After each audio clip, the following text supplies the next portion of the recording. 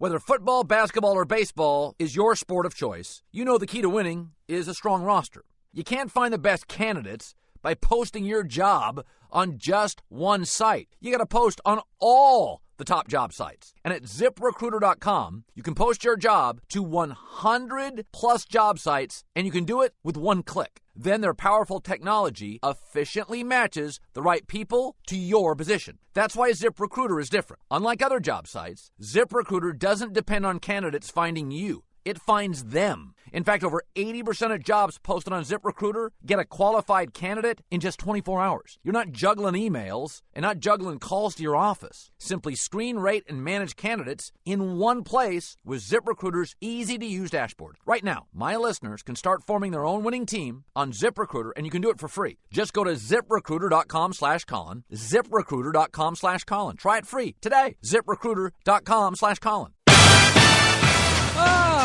This is The Herd. Wherever you may be and however you may be listening, live in Los Angeles, it is a radio day. Fox Sports Radio, iHeartRadio, Sirius XM. And we're loaded. Packed. Malcolm Gladwell stopped by the show in the last hour. Mark Medina. No, he's on the old radio. Okay. Christine Leahy joining me. So it's a radio-only day in beautiful Burbank.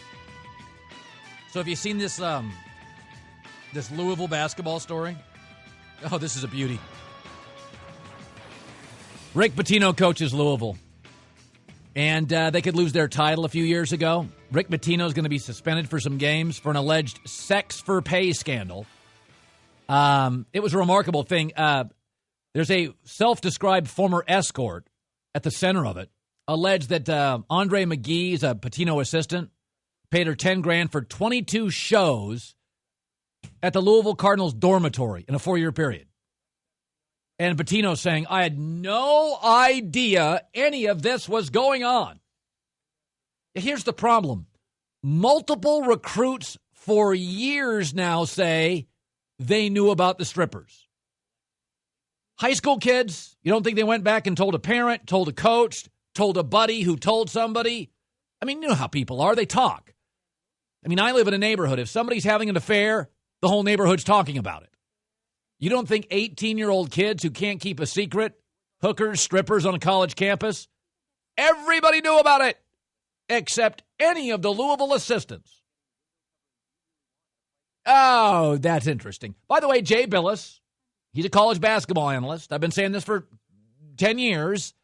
ESPN has owned college basketball for 25 years, and they are going to defend it and defend the top coaches. Bob Knight's bad behavior defended. Jim Calhoun defended. This is the way it works. So Jay Billis steps up to defend the Louisville staff and Pitino. Those that reflexively say that a coach knows everything that goes on in the program are disingenuous, wrong, and possibly even lying, because parents don't even know what their own kids are doing. And so to suggest that a coach knows everything that's going on that's fallacy. Jay, we're not asking coaches to know everything, just about strippers being a prominent part of your recruiting pitch. Yeah, Jay, who's being disingenuous? Jay Billis. To suggest these coaches know everything. We're not asking them to know everything. We're not asking them to know everything. As a parent, I don't know everything, but if my son and a group of boys had devised 22 strip shows, I'd probably, after 4 years, know about it. College football coaches have 85 players, 16 assistants, a huge training staff. There's a lot of bodies to monitor. A college basketball coach has 12 players, 3 assistants, a couple of trainers, 20 total. I'm going to be tougher on a college basketball coach than a college football coach. Jeff Bezos runs Amazon. They just bought Whole Foods yesterday. They now have 340,000 employees. You heard me right. Not 3,400. Not 34,000. 340,000 employees in 50 states. Clearly, I'm not going to hold Jeff Bezos responsible for small personal crises and all the details. But if in 18 of his states there was a prostitution ring at Amazon.com, it is his responsibility to know. When recruits, multiple, 4 years, say it was common knowledge that Louisville had these strip shows. 5 dorms down from Pitino, no idea. Hey, Rick, why don't you scale back on all your personal speeches for $60,000 a pop? Maybe hang out on the campus more. Jay Billis continues. I don't believe this for 1 second that Rick Pitino knew about this. I don't believe his son Richard knew about this. I don't believe that Mike Bellato, one of his assistants, knew about this, or Kenny Johnson knew about this, or Kenny Klein, the sports information director, knew about this. Those are all really good people. Well, we're going to have a difference of opinion. Jay Billis and I are going to have a difference of opinion. Rick Pitino had an affair with a staff member. I don't think that's a really good person. And now Andre McGee, one of his assistants, ran a semi-brothel on campus. So the 2 prominent guys on the staff, I'm not going to qualify as good people. You and I are going to disagree with that. And I couldn't give a rip about a sports information director, an SID. The other thing people keep saying is the NCAA said, there is no evidence Rick Pitino knew. Well, I'm going to simply hold you responsible to absolutely know what happens on your campus. I don't need evidence. I don't think the NCAA had evidence that Pete Carroll knew about Reggie Bush's house and his parents' house in San Diego. They never showed evidence that Pete knew. They still threw him in the slammer. 5 blocks from Rick Pitino's office. In the dorms, strippers everywhere, 22 shows. Isn't it sort of your job to have an idea? Do I really need evidence? I mean, wouldn't you blame Obama or Trump if there was an issue on one of their staff members? Of course you would. Ideologically, you'd run to Twitter.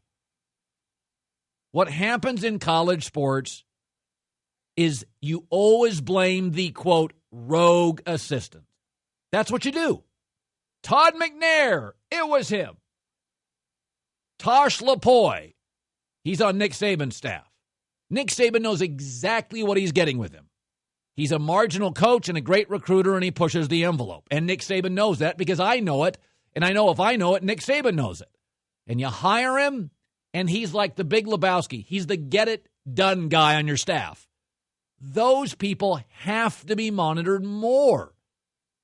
But if Rick Neuheisel's going to be fired for a March Madness pool, saying that Rick Pitino, with the one assistant on his staff, basically not really a coach, he's operations guy, recruiting guy, you don't think, Rick, there's a burden of responsibility to know about that guy? Come on now. Come on now.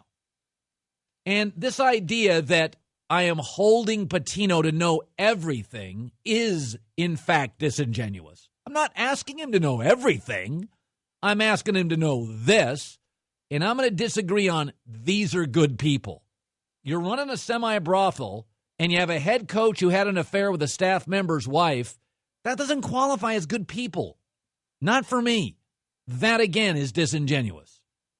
I don't think holding college coaches making $6 and $7 million a year and essentially surrogate parents for 3, 4, and 5 years with students, our kids, I don't think it's asking a ton that they would have an idea that my son or my daughter is in a program that's having strip shows. I don't think I'm being harsh. I don't think I'm being unfair. I don't think that qualifies as intense. I just think it qualifies as respectful, responsible, and marginally a standard every coach should be held to. Good to have you in today. Obviously, I feel that way. I would never feel it's not good to have you in. Well, that's nice. That would be kind of mean to tell your listeners that you don't want them to listen to you. Yeah, I'm always happy that you're into the show. Uh-huh. So next week's the NBA draft. I love it. And there continues to be stories being printed. I don't necessarily buy them. That the Lakers are considering somebody else beyond Lonzo Ball with a second pick. I, in fact, do not believe that. In fact, I think the first 6 picks of the draft I don't see a great opportunity for wiggle. I think everybody knows what they need, and everybody knows what they want. I think the Lakers are holding a second workout just to cross the T's and dot the I's, just to protect yourself. But I'll just say this. If the Lakers pass on Lonzo, what they're basically telling you is they think he's a bust. And now I will tell you that only one player, Markelle Fultz, of the 3 people now I have talked to in the NBA that scout, he's the only player everybody loves. They think he's got flaws. They think he's young, but everybody likes him. Everybody likes him. Everybody says, oh, yeah, he'll walk into the NBA and score. Lonzo Ball, there's questions about his athletic ability. Josh Jackson, can he shoot? De'Aaron Fox, can he shoot? Markelle Fultz, every scout I've talked to that I trust has said, oh, yeah, he'll walk into the NBA and he'll score. Now, they also say he'll give it all back on the defensive end initially, but he'll score. But remember last year, Ben Simmons. We were all told Ben Simmons can't shoot. We were all told Ben Simmons couldn't even lead his team to a tournament. We were told Ben Simmons, we're not sure how coachable he is. He's going to fall in the draft. And I kept saying, no, he's going to go to number 1. And here's the reason. Basketball is different. The Houston Rockets drafted a guy 5 years ago in the first round who told them he wouldn't get on a plane. And he never did. O.J. Mayo got drafted at USC. There was a scandal. He went 3rd overall. He actually tested positive for a drug. Michael Beasley, similarly, both got drafted. I don't think Lonzo Ball's dad scares people. I don't. Drugs. I won't get on an airplane. Scandals. Nope, everybody takes them. Because basketball talent is different. It is simply different. A great talent can take you places a coach can't get to without it. In baseball, as good as Bryce Harper is, he doesn't pitch. As great as Mike Trout is, he doesn't pitch. In the NFL, Tom Brady doesn't defend. But in basketball, both sides of the ball continuously. And in basketball, you just overlook all sorts of things. Lonzo Ball, like Ben Simmons, has some issues. But their ceiling is simply too high not to draft. And nobody at 19 is completely polished and refined. Go back and look at Magic Johnson's career. Go back and look at Jordan's. And for the record, when he broke into the NBA, LeBron James was not a very good defender and couldn't hit a deep jump shot. I think the draft is incredibly predictable but still fun. Boston takes Markelle Fultz. Lakers take Lonzo Ball. Sixers take Josh Jackson. The Suns, De'Aaron Fox. Sacramento goes to that really athletic guard from NC State, Dennis Smith. And Orlando gets Jason Tatum. I do think Philadelphia is very interesting at 3. Because with Ben Simmons last year, they need a shooter. They've got length and they've got passing. And De'Aaron Fox, I think potentially is a good scorer. So I think they'll be interested in De'Aaron Fox in Philly. But I think Josh Jackson's the best overall two-way athlete, and I think they'll grab him. But when I hear Lonzo Ball's going to drop, I keep thinking about Ben Simmons. Never forget, 1 year ago, we were told Ben Simmons couldn't shoot, wasn't good enough to get his team in the SEC into the tournament, and he wasn't coachable. Nobody's saying Lonzo's not coachable. He did lead UCLA into the tournament. He led the nation in assists. And I'm here to tell you, his dad may be a whack, but in basketball, you're going to draft him or else. Coming up next, I mean, they're telling you what it is. Maybe we should all listen. With TrueCar, you find out what other people in your area paid for the same car you're looking for. $3,000 off MSRP, new or used, doesn't matter. TrueCar. Listen to this story. I have no problem acknowledging that I like Dana White and I hope things go well in the McGregor-Mayweather fight for them. I don't see any way it's even remotely competitive or entertaining. Former IBO welterweight champ Chris Van Heerden tells TMZ Sports Floyd Mayweather is going to destroy Conor McGregor. He's a 29-year-old fighter. He stepped in the ring with Conor McGregor in May to spar. And he said he dominated the UFC star. It's a year ago. He said Mayweather will land at will. And he said the bigger problem for McGregor is he does not have the knockout power. And remember, McGregor now is going to bigger, heavier gloves. So what I'm noticing about the fight, and I said yesterday, it's a money grab, okay? And you know, I mean, George Clooney did Batman. It was a money grab. Steve Buscemi did Armageddon. Admitted later, I wanted to own a bigger house. It's a money grab. You know, I've money grabbed some, you know, speeches before, which I didn't want to do, but somebody pays you fly into a town, do a speech, leave, and then give you a check. And if you're willing to put down $80 or whatever the pay-per-view is, you know, God love you. I don't care. But I think that the giveaway on this is the Mayweather people are the cockiest people alive in sports. And suddenly they're selling you on, hey, I mean, you just don't know what's going to happen in this thing. This is a guy and a group that have guaranteed to dominate Pacquiao. And now they're saying with Conor McGregor, here's Mayweather a month ago, you know, this puppy could go either way. I've been off a couple of years, and I'm 40 years old now. So I'm a lot older. He's still in his 20s. I mean, that could play a major key. We don't know. And he's a heavy hitter. Every time he goes out there and defeat fighters, he's in a boxing position, and he's beating fighters. Does he have a good chance of upsetting Floyd Mayweather? I can't say, but anything can happen in the sport of boxing. Oh, come on now.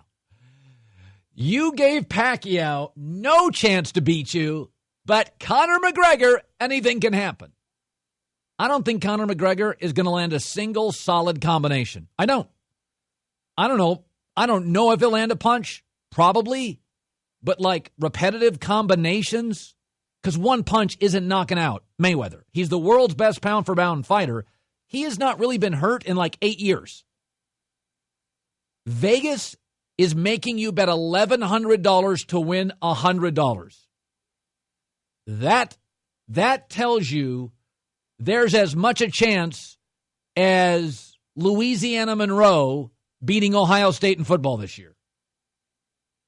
And only one time in his career has Mayweather really been knocked down. That was Carlos Hernandez 16 years ago. So professional boxers can't land punches.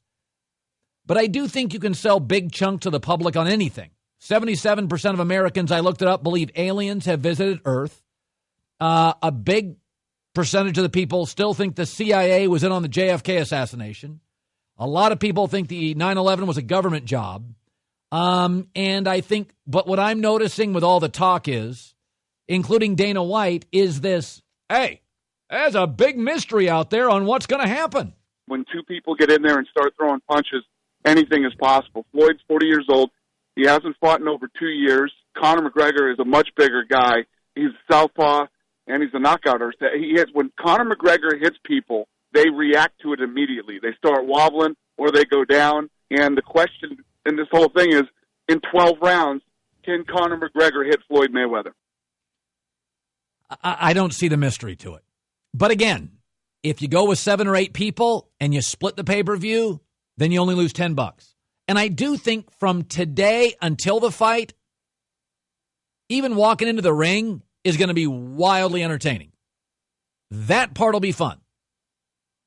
The build-up, you know, I used to cover Daredevil events when I got a job at a college in Vegas. The build-up to the Daredevil event, because the event itself lasted about 4 seconds. Tires up, tires down on the platform on the other side of the school buses. So I don't think it'll be terribly entertaining. I would strongly encourage all of you, if you're buying it, buy it with several buddies. Christine with the news. No. Turn on the news. This is the Herd Line News. Yesterday, I showed you Draymond Green, how he had his quickie shirt on, referencing the Q and the fact that they took out the Cavs pretty quickly. Yeah.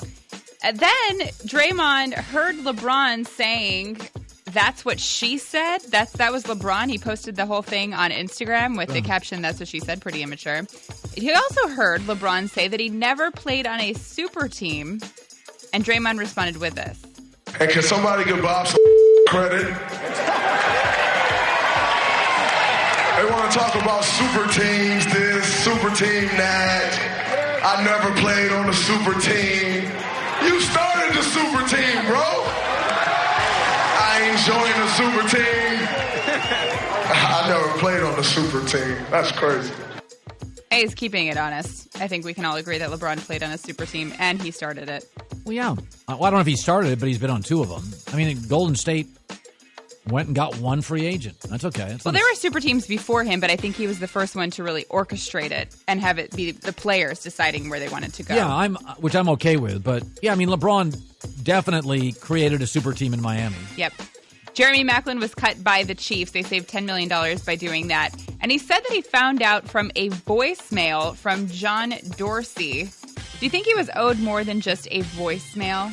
No, because that's better than what everybody else learns about stuff on, which is like the internet. So if somebody, if Andy Reid was in his wedding, Jeremy Maclin's wedding, 3 weeks or a month before. I mean, so voicemail means we tried to get a hold of you and we couldn't get a hold of you, but you made an effort to get a hold of me. Like if I found out I was fired on the internet, I can understand people being bitter. But if somebody leaves you a voicemail, then they sat down and said, let's get a hold of him, let's call him. And Jeremy Maclin could have been out of town on a honeymoon with his wife. Well, he still has his phone. I guess I would want to know how many times they attempted to call him before they just left a voicemail. And I don't know about you, but who leaves voicemails anymore? That's the most annoying thing. I hate when someone leaves me a voicemail. Yeah, I don't usually. I always call. I called. Right. Like even with my wife, I don't. You don't leave a voicemail because then you just have to listen to it, and that's annoying. Just she knows call back. I call. Yeah, she knows I call. The best thing that ever happened was the iPhone invented that transcript thing, so you can just go in. I never even listen to voicemails anymore. It just says, this is who it called, this is the number, this is what they want, and then that's it. I haven't used that. It's a new function. I don't know. Maybe you need to update your phone, but it's the best thing ever because I hate voicemails. It's on your iPhone? Yeah. I'll show it to you in the break. It's very cool. It's a transcript. It literally transcribes the voicemail, so you don't have to listen to it. That's fantastic. It is. And so that you know how someone leaves you a phone number to call them back in a voicemail, and you always have to be like, okay, hold on, I got to listen to that again, write it down. You know what's interesting? I get, and I'm sure everybody gets these. Anybody that I want to call me, I've got their number. Right. So if there's a number that ever comes up that I don't have, you don't answer. I don't answer it. And overwhelmingly, it's a sales pitch. Mm-hmm. But it would be great to know that it's a sales pitch. Because there is occasions where I'll get a number and I'm like, oh crap, I thought I had their number on my phone and I needed to get a hold of them. Like right. One of my bosses or something. Yeah, no, this is what I'm saying. Like, you know how when they leave their voicemail, they call me back at 555-232 and then really fast, and you have to go grab a paper, replay the voicemail. Now in the transcript, the phone number comes up and you can just press it and call them back. Cool. If you want to. And the Major League Baseball will have a players' weekend that they're starting in August. It was negotiated between the league and the players because the players wanted to express their style and capitalize on the intersection of fashion and sports in a way other leagues do not allow. So players will be able to wear personalized jersey patches, loud-colored spikes, and wear nicknames on their jerseys. And proceeds from the jerseys and spikes will go to baseball's Youth Development Foundation. I'm surprised baseball's not freaking out about this. Well, they agreed to it, and I think it's really cool. I wish all sports would do something like this. Let them wear their nicknames. It's fun. Wear cool spikes. You and I agree, but that's not baseball. It's not baseball, but good for them for taking a step in the right direction because it's definitely something we need to see. And you know what? I might actually watch. There you go. Drove you to a TV set. Yeah, there you go. That's Christine with the news. Well, that's the news. And thanks for stopping by. The Herd Live Takes News. more than a roof to make sure your home's covered. Farmers Insurance, 89 years knowledge and experience. Protect what's important to you. Learn more at farmers.com. God, there's all sorts of stories today. The draft is next week. Jerry West is moving to the Clippers. Story here, LeBron to the Lakers. I don't buy it at all. There's nothing about that story that I believe. And by the way, the NBA Summer League schedule was just released, which for all the people saying, the NBA is in trouble, when you're releasing a Summer League schedule, and it will beat most Major League Baseball games in ratings, not counting playoff games or the All-Star game. Your league's pretty good. Your league is pretty good. What I think is interesting about the draft is, there's a lot of good players. And one of them, Lonzo Ball, whether or not he's the best player, I think he's the most interesting player. And there's an opportunity now that he goes to the most interesting franchise historically in the league, the Lakers. Mark Medina covers the Lakers for the LA Daily News. He was on our show, I think, last week, did a great job. All right, I'm hearing a lot about a second workout. I think it all feels like the world's worst smokescreen, but let's dive in on this first. There is a second workout today, Mark, right? Yes, and it's in Chino Hills. We don't know the exact location, but the way it was presented to me and explained is that this is kind of similar to what happened with Josh Jackson and De'Aaron Fox for their first workout. The Lakers saw them at kind of their pro-am day where, they have a little bit more control of the environment. They're doing certain things that they're used to doing. And for Lonzo Ball, it's kind of in reverse. They had him first at the practice facility, and now they're going to his own setting, so to speak. What do we know now, 5 days removed from the first workout? I mean, he wasn't in shape. But now that you've done more digging, what do we know definitively happened in Lonzo's first workout? Yeah, I mean, to be honest, I stand by what I wrote with that. And I think there's been kind of some overreaction with it because when I initially wrote that there's some people that watched the workout that thought his conditioning wasn't the best, it was never presented, nor did I ever suggest that the Lakers have suddenly soured on Lonzo Ball and that they're not going to pick him, and that they're fully understanding of the different parameters that you have to keep in mind of, hey, some of these guys are resting once the season ends. There's a difference between being in game shape and training shape, but I still think even with all those variables in mind, it still struck at least some people that watched the workout that for this 1-on-0 workout, that it was a little bit of a struggle when he was going through some of those conditioning drills. But all that being said, it's not like it's a deal breaker. Yeah. And what do you think they're looking? I've heard this, and I think it could be true. It maybe isn't. They are worried that he's not much of an athlete, which I think he's 6'5", he's long, he's athletic, but that he couldn't finish at the rim. They're a little concerned. Do you buy that? Not so much. I think one of the things that they were looking at was his shooting stroke.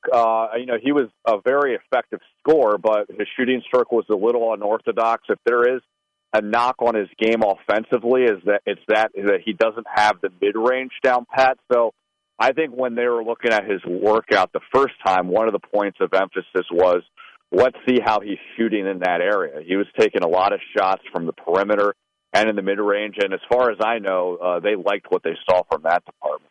Okay. If there was, it's funny, I look at all these guys, and I've watched all of them play the top 8 guys. Markelle Fultz, I've seen a bunch of highlights. I watched about 15 minutes of him actual playing. Let's just say Phoenix comes up, and Mark, they say, listen, we'll give you 5 picks later if we can get Lonzo, and we'll eat some of Mozgov's contract or Luol Deng's contract. That's something I think to myself, listen, the Lakers, regardless of who they pick, have 2 horrid contracts, Mark, and this is a salary cap sport. What if somebody like Phoenix came to them and said, we'll eat one of your bad contracts, we get your pick? Do you think they'd listen? I think they'd certainly listen. I don't know if they'd pull the trigger, but if I had to guess, I would think they would. One of the things that, as you noted, that's going to be very challenging for them this free agency is the fact that they're really saddled with those 2 contracts. Yes. You combine them, it's $136 million. That's a lot of money and not a lot of production in return. But I think the sense around the NBA is it's really going to be hard to unload those contracts because of the number, because of the fact that Luol Deng and Timofey Mozgov have been kind of on the tail end of their career. So for sure, if there's an opportunity to get rid of them, I'm sure that they'll be listening. And maybe it's, and again, like I haven't been told directly about this, so I caution with how to take this. But, you know, if there is any hesitation of, hey, trading the number 2 pick, I'm sure that there will at least be some compromise, some discussions, because that's a huge thing that they're trying to get rid of, but I don't know if it's actually realistic to do. Mark Medina, LA Daily News, Laker beat writer. So we settle into this now. The draft is next week. Somebody I trust told me, and you travel with a team, so you have you're a foot soldier here, man. You're getting into locker rooms, I'm not. That I think the part of this story that hasn't been discussed with Lonzo Ball is, hell, if they draft him, Mark, D'Angelo Russell is going to be bumped to a 2, and that's not going to sit particularly well with a guy who sees him as the Lakers' lead guard. I've been told that Luke Walton is not in love with D'Angelo Russell and just questions his commitment and maturity. Are my sources whiffing? What does this all do for D'Angelo Russell? Yeah, I think the interesting thing with this component with Lonzo Ball for D'Angelo Russell is, broadly speaking, it gives the Lakers flexibility. I don't think it's gotten to the point where the Lakers think, hey, they need to trade D'Angelo just for the sake of addition by subtraction. They think he's a good player, and obviously he's young, he's going to grow. But, as you alluded to, I think there is some skepticism of, could he be the team's leader? Could he be the face of the franchise? I mean, in his exit interview, D'Angelo had even said that Magic Johnson, Rob Pelinka, and Luke Walton said that he needed to improve in that capacity. And there's something to be said that you look at someone like Brandon Ingram. They made it clear that Brandon's not available in any kind of trade scenarios. Yeah. So I think when we're talking about Lonzo Ball and the hypothetical that they pick Lonzo Ball, what it would definitely do, it moves D'Angelo to the off-ball position, which, in fairness to him, he liked that experiment last year toward the end of the season, and he felt that he was more comfortable in certain aspects where he's been growing as a shooter. But at the same time, I think it opens up more possibilities where the Lakers would feel more comfortable trading him because they have a point guard, and because of the Lakers trying to be aggressive as they can, that obviously only increases the odds that he would be part of some kind of trade scenario. Covering the Lakers, how did it land that Jerry West's going to the Clippers? How'd that land for Laker people? Yeah, I think for most Laker fans, I think it's a feeling of incredulousness of how can they not have the logo help out with the Lakers. I mean, obviously his track record speaks for itself with the Lakers. When he was an executive during the Showtime years and getting Kobe and Shaq over there. I've always gotten a sense that to what degree would have Jerry West been casting a looming shadow over Magic Johnson, Rob Pelinka. Maybe they want to grow into their own. But at the end of the day, it's Jerry West. You have another smart voice in the room. I think that's only a good thing. Mark Medina, I have called my bosses. I have put in for a travel budget. We are going to figure out a way to squeeze you in as often as we can to the and if the LA Daily News won't pay for it, we will. We want Mark Medina all over Summer League and Lonzo. By the way, did you see this, Mark? They released the schedule, the NBA did, and the first time ever ESPN's televising the championship game. So this goes to my prediction that the Summer League will be utterly fascinating now with Lonzo Ball. I really believe that. I don't know how you feel about it. I think it's going to be fascinating. No, I'm with you, and it's been fascinating already. I mean, last year, almost their entire starting five was in Summer League. Yes. And, Las Vegas is close to L.A. It was definitely an extension of Staples Center. And look at this, Colin. The second game is against the Celtics, so it brings back, memories of the heated rival. But on top of that, it's going to be the number 1 pick versus the number 2 pick. So this could be the beginning stages of the Lonzo Ball, Markelle Fultz rivalry, and who knows, maybe this footage will be helpful for the next 30 for 30 series documentary, in the next decades to come. Get your sunblock, pal. We're going to be leaning on Will do. All right, Mark, thanks. Will do. Thanks so much. You bet. Takes more than a roof to make sure your home's covered. Farmers Insurance, 89 years. Know what they're doing. A lot of experience. Go to farmers.com. Good to have you in on a Friday. Our phone number, I should give this out, because I don't take phone calls when I'm doing the TV show component of it. It's different here, right? The number? Yeah, it's a different number. It's 866-987-2570. And so for anybody listening on iHeart or Fox Sports Radio, 570 is the station we're on, the affiliate. So in L.A., you'll understand that number. 866-987-2570. That was sort of inside baseball talk. Kevin Iole will join us from Vegas on the Mayweather McGregor fight, which I think's not really a fight. It's an event. It's Evel Knievel with no chance of crashing. Malcolm Gladwell last hour. Aaron Torres in studio, a good college basketball writer on the draft next week. It's interesting. Jerry West just moved to the Clippers. I don't think it's a great look for the Lakers. The Lakers have hired an agent as a general manager, and Magic is their president, but passed on Jerry West. I wouldn't do it that way. But I do think we're getting to a point with the Lakers that when you pass on Jerry West, every decision Magic now makes, you're going to ask yourself, would Jerry West do that? Magic has no history of understanding personnel, and they just passed on Jerry West, who has a history of being brilliant at personnel.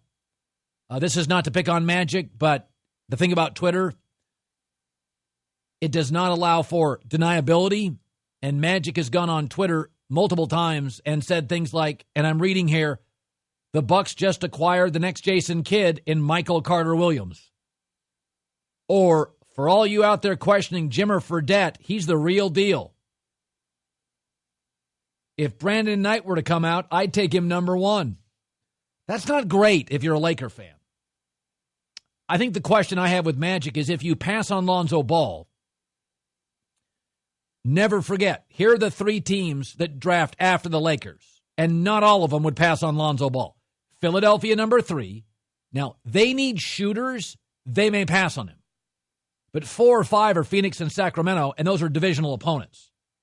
And so if you pass on Lonzo and he hits, you're just going to look awful, and that's going to define Magic. So I don't think Magic would take a hit if Lonzo is average. Lonzo would take the hit. But I think if Josh Jackson is average, Magic will take the blame. And there are times, if Lonzo's a bust, you're going to blame Lonzo or his dad.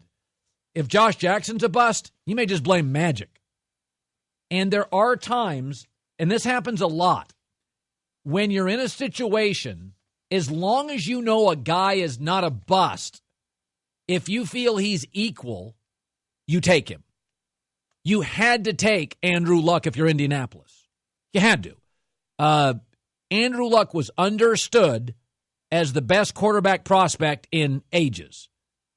And when you went and looked at him, if you had the number 1 pick, now if you thought he was a bust, which he wasn't, pass. But if you thought he was as good as everybody else, just protect you and your family and your legacy, draft him. Same with LeBron. People like Carmelo, LeBron was the chosen one. You draft him. Bryce Harper, you draft him. You get to a point here, unless you think Lonzo's a bust, and if you do, by all means, there's a lot of guards here, pass. But if you think he can play in this league, and you don't think he's significantly different than De'Aaron Fox, you go get him.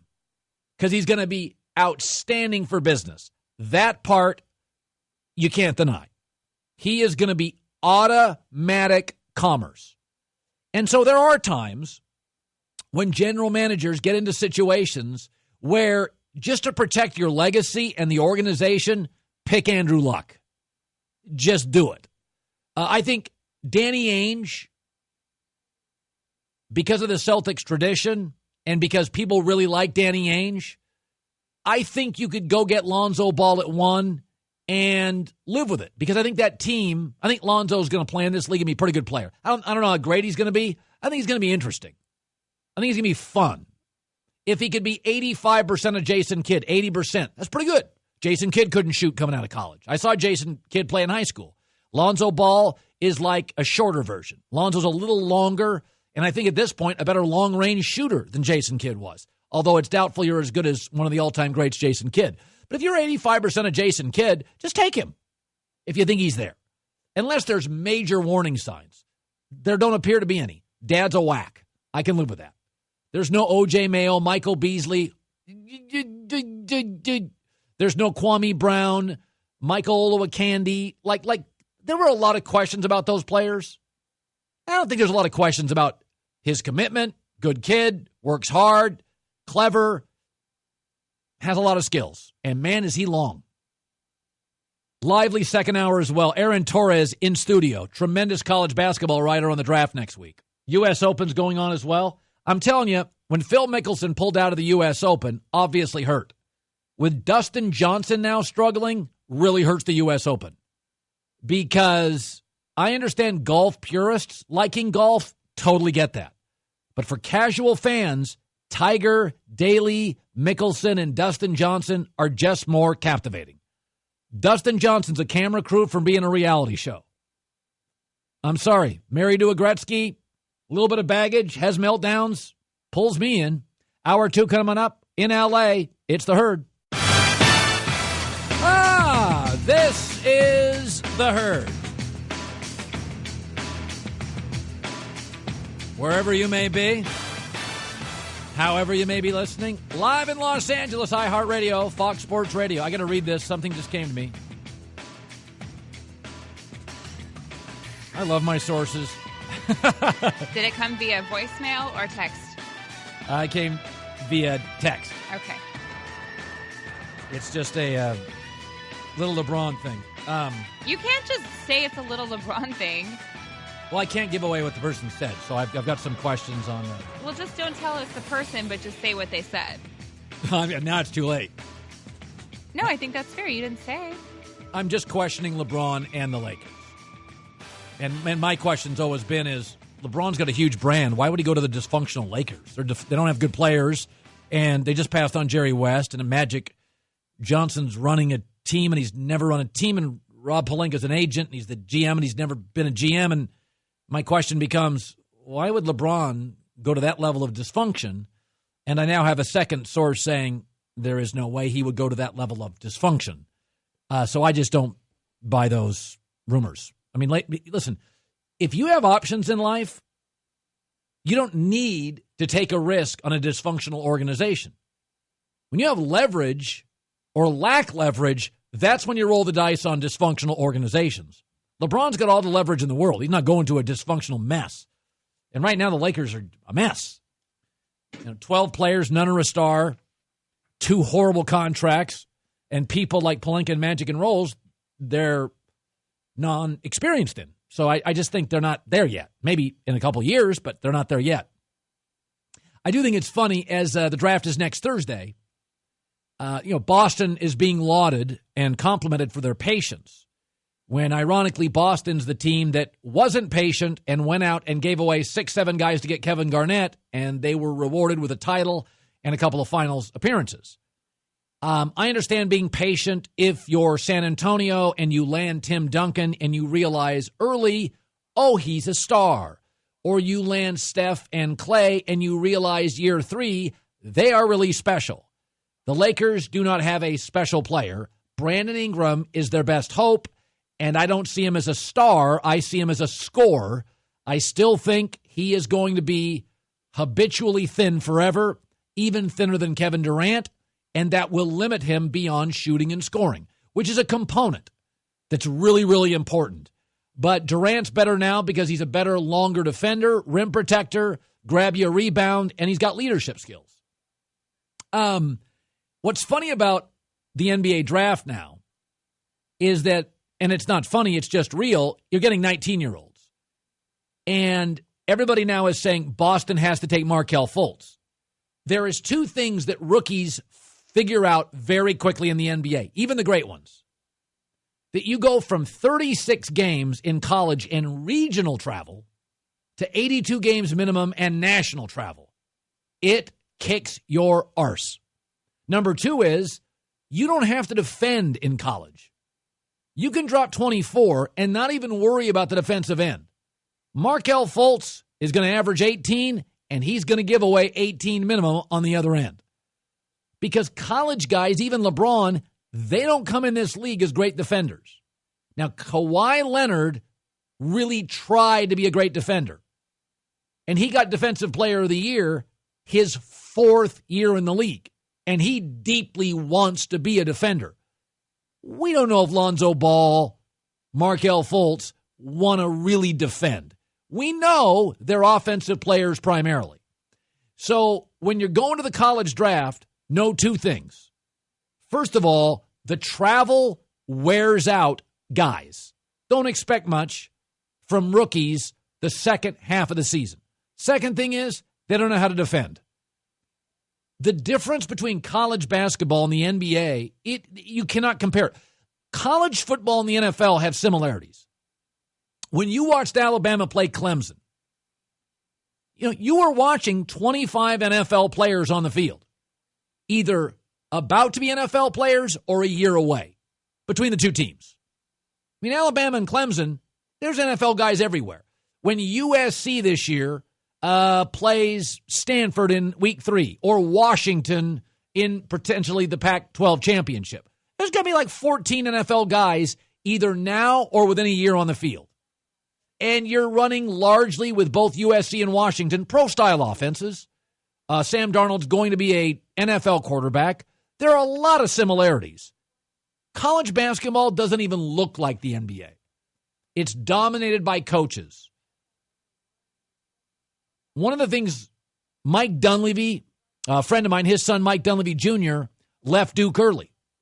And I remember asking his dad about that, and he said, the thing about college basketball is that in order to improve, you need to play against better players. And even in the ACC, if you're an NBA player for Duke, you may only face one other guaranteed NBA player, and he plays for Carolina. And this past year, Carolina didn't have NBA guys, not good ones.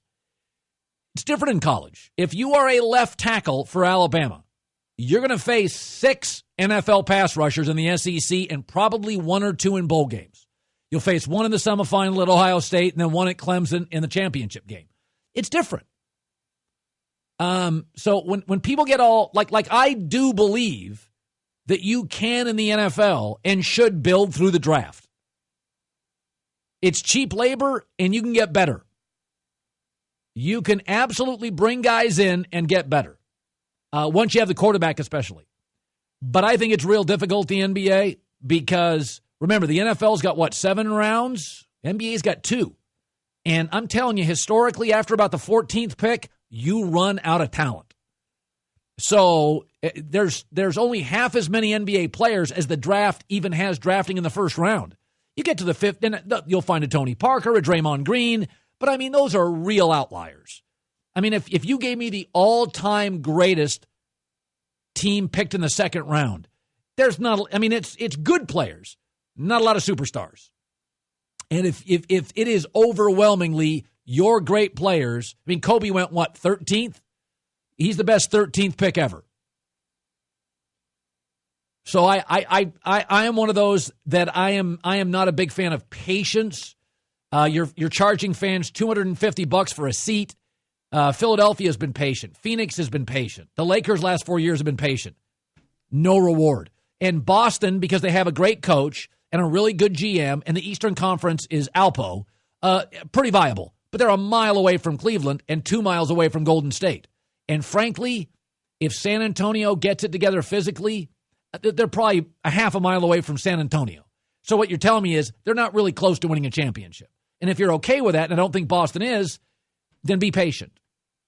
But the Markelle Fultz thing, he's going to give up as many points as he scores for the first 2 years in this league. And I was looking this morning, I printed the All-NBA defensive team. And I'm not saying defense equals offense. Offense is more important in the NBA than defense. But if you start looking at All-NBA defensive players, Dikembe, Ben Wallace, Artest, Camby, Garnett, Howard, Chandler, Tyson Chandler, Marc Gasol, Noah, they're all veterans. The only young guy is Kawhi Leonard, and that was after 2 years of college and after his 4th year of the NBA. And he is a freak athlete. Most of these guards, like Markelle Fultz, they're offensive players. And I don't think they have a great desire to be stoppers defensively. And even if you have desire, it's a lot of work, man. It is a lot of work to play defense. Kobe Bryant, to the very end, Kobe scored 60 in his last game. Kobe really didn't stop anybody his last 4 years in the league. But he was still a great offensive player. Not only is it harder to learn how to play defense in the NBA, your ability to defend doesn't last that long. It takes you about 3 years to figure it out. You're good for about 6, and then you become a veteran and your knees go. And like Kobe, who's a great athlete, The offense remains intact, and the defense erodes fast, quickly. 866-987-2570. Hurry into JCPenney, biggest sale of the year. 50% off Sue Separates and dress shirts designed by Michael Strahan. 40% off MSF activewear. Getting your pennies worth, JCPenney. I'm watching Erin Hills, the U.S. Open. Beautiful, beautiful course out in Wisconsin. They're showing an aerial shot right now. It's really beautiful. I think swear to God, years ago, I had to go to Wisconsin to a golf course. It looked just like Erin Hills if it wasn't Erin Hills. And I remember it being remarkably beautiful. Nice layout. It's really, really pretty. A lot of guys under par. Generally, the U.S. Open's I'm not some golf aficionado. Generally, the U.S. Open's tough. You know what you get with the Masters. But the U.S. Open, yesterday, a lot of under par, which is unique. They'll probably, over the course of the weekend, try to make the greens tougher. Guessing. In small towns, when I used to work in smaller markets, one of the things that used to drive me nuts is that sometimes you're kind of held captive. And I get it. You get handcuffed. That's what happens in local media a lot of times, especially by writers. You'll lose access if you're critical, especially college towns. And I'm not talking local like working in Chicago, Dallas, New York, L.A., Philly. I'm talking about like, Eugene, Oregon, Athens, Georgia.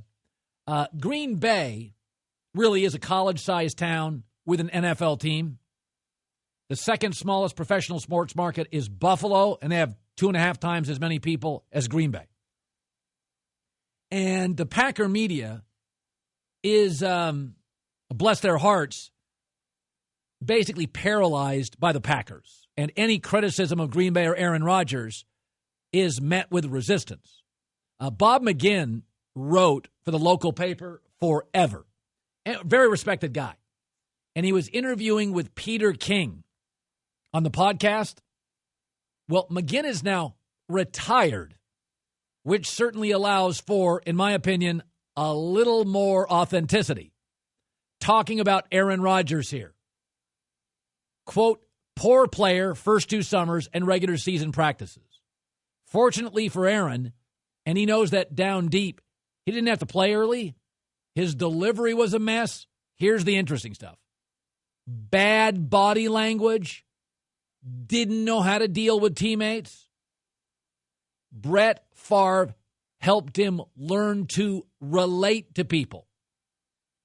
But there have been, it says here, a lot of playoff disappointments and poor performances. It's a quarterback league, all the rules designed to help the quarterback, and Aaron hasn't done it in the most important times since 2010. Would I take Favre or Rodgers? Right now, Favre. Because he was there every single game. He inherited a team that was the armpit of the NFL. Armpit. It's one of the great reclamation projects in NFL history. Favre just did it all from nothingness. And this is interesting. Because about 7 years ago, I said about Aaron Rodgers, bad body language, aloof, not a great teammate. I was met with utter resistance from Green Bay media. And now their best member of it, retired, puts it out to Peter King. Bad teammate, bad body language, didn't know how to relate to teammates. Thank you. I was just 7 years ahead of everybody. This is the downside to local media. Small market local media. They've got access, but most of the time, they can't use it. I appreciate Bob McGinn being honest now and saying what's been true since he broke into the league. And he has gotten better at it. His body language is better today. He is better dealing with teammates. But it was bad for a long time. It wasn't good, and it was obvious if you watched the games. Aaron Torres will join me in studio. FoxSports.com college basketball writer, wrote a book with John Calipari about the 2010 Kentucky Wildcats that had Boogie Cousins on that team, John Wall on that team, Eric Bledsoe on that team. Good team, lost in the Elite Eight. Good team. The other thing, Jay Billis, I think he was on Mike and Mike this morning, was talking about Rick Pitino. Rick Pitino saying, I knew nothing about the 22 strip shows that were over a 4 or 5 year period on Louisville's campus. And Rick Pitino says he didn't know about it. And what people are saying, the NCAA says, there's no evidence the coach knew. The people that defend Pitino are all saying there's no evidence Rick Pitino knew.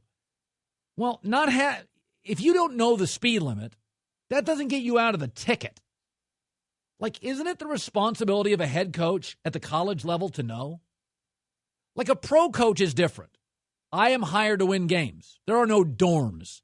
I don't give a rip what you do at home. But a college coach, I'm sending my son or daughter across state lines, often across the country. Isn't it incredibly irresponsible that you don't know what's happening? And that if we eliminated that as a viable excuse, there is no evidence the coach knew, then it would force coaches in colleges to hire better people. Because here is the story that is absolutely factual for all these college football and basketball powerhouses, Louisville, Ohio State, Alabama, Kentucky. They all have an assistant. In Bama's case, it's Josh Lapoy, Bama football, that's known as more of a recruiter than he is a coach. He is known as the get-it-done guy, the push-the-envelope guy, the hyper-aggressive sales guy. Andre McGee was that guy for Rick Pitino. So isn't Pitino responsible more than any other assistant to monitor Andre McGee, who was his guy that gets stuff? Because every coach at all the powers has that guy on their staff. USC, it was Ed Orgeron and Todd McNair for Pete Carroll. I'm not saying they're breaking rules. I'm saying their reputation is, I can get that for you. And you need a guy like that. But don't try to tell me you don't know which guy on the staff that is. Saban knows Josh Lapoy's reputation. Pushes the envelope, okay coach, remarkable recruiter. Doesn't mean they're bad people. Willie Lyles under Chip Kelly at Oregon. I can get you stuff. So when I hear those defending Rick Pitino like Jay Billis, I got to push back. Those that reflexively say that a coach knows everything that goes on in the program are disingenuous, wrong, and possibly even lying, because parents don't even know what their own kids are doing. And so to suggest that a coach knows everything that's going on that's fallacy. I would say this to Jay Billis. What's disingenuous is anybody claiming that we expect a coach to know everything. Nobody is suggesting that. What we are suggesting is 5 blocks from your office over 4 years, when now multiple recruits are saying everybody knew about it, that you'd eventually hear a whisper about it and look into your recruiting dude who gets stuff done, Andre McGee. Nobody is suggesting that Urban Meyer knows every time a running back breaks up with his girlfriend. But I bet you Urban would hear about a 4-year stripper ring on your campus. He'd hear about it. By the way, Bobby Knight, Ben Howland, Tom Izzo. Why is it always following the same 8 coaches? You ever notice that? Pitino always seems to have, stuff hovering around him. Jay Billis continues here. I don't believe this for 1 second that Rick Pitino knew about this. I don't believe his son Richard knew about this. I don't believe that Mike Bellato, one of his assistants, knew about this, or Kenny Johnson knew about this, or Kenny Klein, the sports information director, knew about this. Those are all really good people. Well, if you're running a semi-brothel and you got a head coach who had an affair with a staff member, this is not exactly Provo, Utah. This is not exactly Belmont basketball, Liberty football. I mean, let's not make this out to be anything more than it is. But this idea that we expect our coaches to know everything. No, you don't. I've never said that. I don't expect Rick Pitino to know everything. This is not an everything. I don't know everything about my kids. I monitor their Instagram. I monitor their social media. I've got contacts at their schools. I talk to parents. I know a lot, though. Yeah, I would know if my son was being recruited to Louisville, and for a 4-year period, I know about this. You'd hear about it. Nobody can keep a secret. It's what I've always said about like JFK or 9/11. Nobody can keep a secret. Conspiracy theories are bunk. If something's a con, you'd hear about it. People can't keep their mouths shut. Why are you grinning like that?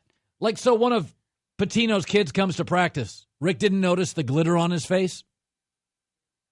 The smell of perfume? That would be assuming that they were all wearing glitter. Don't strippers do that? You would know better than me. I have not, honestly. I don't do strip clubs. Nothing again. I'm not just kidding. That's it. That was a brief relationship in Las Vegas. She was a stripper. I never saw her perform as a stripper. Oh, all right. I wasn't interested. I'm not. When I got to Vegas out of college, I went to a couple of places, but I wasn't a regular. And they were wearing glitter? Well, yeah, that's what they wear. And perfume. And they always touch you in the back of the neck with their nails like they're making it personal. Like, oh, I'm so glad you're here. No, I'm just a wallet with eyes. So basically, strippers are great salespeople. They certainly are. I mean, they landed Louisville. Yeah, tremendous recruiters. Christine with the news. No. Turn on the news. This is the Herd Line News. There's a lot of buzz right now that the Dodgers will pursue Bryce Harper in 2019, and now reports are that the Nationals believe the Dodgers will be their biggest competition. Now, Clayton Kershaw is currently the highest paid player. He makes about $33 million this season, and Bryce Harper is expected to sign a deal worth more than $40 million annually. Let me tell you, the Dodgers right now have a home run hitter that nobody's paying attention to. And the Dodgers and the Yankees right now have so many good young players. They both need more pitchers. But first of all, Bryce Harper's from Vegas. I would love to see him be a Dodger. I would love to see him pay. Well, they didn't pay that pitcher that went to Arizona, Zach Greinke. Yeah. So maybe they have some money. And I think they're going to win their division. They have lots of money, and it also brings some star power. Yeah. Oh, I think he is the star in baseball. Can you imagine if Mike Trout and Bryce Harper both played in L.A.? In L.A., great. 45 minutes from each other? Andre Ward and Sergey Kovalev fight tomorrow in a rematch in Vegas. It is a huge fight. Ward won the last one, and it was very controversial. And I'm actually going to this fight tomorrow in Vegas. You are? To do what? To watch it. Oh, you're just going to go? Yeah. You're just going to watch? Yeah, well, I have to go to Vegas anyways for Ninja Warrior, so I'm going to watch. But I just heard there will be some special guests there, and Andre Ward is saying he has a secret weapon that will help him out tomorrow, and that is Kevin Durant. Do we have it? No, it didn't show up. All right. Well, anyways, that was Andre Ward talking about how he and Kevin Durant were texting throughout the finals and that it was a big source of support for him. And so now he's going to be at the fight. I think Steph Curry might show up as well, and maybe Draymond Green. I think Draymond was in Vegas last night. Seth was in L.A. at a nightclub very close to me. Oh, we have it now? Do we have it? I heard that KD is going to the fight Saturday night and will be there watching his boy fight. Yeah, I think he's going to be in the building for sure. You know, we texted a little bit, and I didn't ask him about that. You know, I was texting with him throughout the playoffs and told him, you know, just, man, that's how you do it. That's how you perform when those lights come on. Told him I just appreciate our friendship and just appreciate everything he is to me. But then I got word that he's going to officially be here, so I'm happy about that. He also said that he fights better in front of big celebrities, which is interesting. Like, if you're in the ring and you're fighting against someone and it kind of gives you some extra motivation to have those stars next to you that maybe just won a championship, I can understand that. I didn't even like my parents going to my basketball game. Well, that's your parents. I don't think your Made parents me were nervous. huge celebrities. No, but if it's like you can kind of feed off the energy of someone who had just won a championship. and maybe listen to some of their advice. I think it's pretty cool. Anyway, speaking of Draymond, I played earlier, and I'm going to play it for you again. The sound of Draymond at the parade yesterday saying that LeBron started super teams. Hey, can somebody give Bob some credit? They want to talk about super teams this, super team that. I never played on the super team. You started the super team, bro. I ain't joined the super team. I never played on the super team. That's crazy. Well, now LeBron heard that, and he's responding back to Draymond again. In 2003, the Lakers combined Karl Malone, Gary Payton, Shaq, and Kobe. Mm-hmm.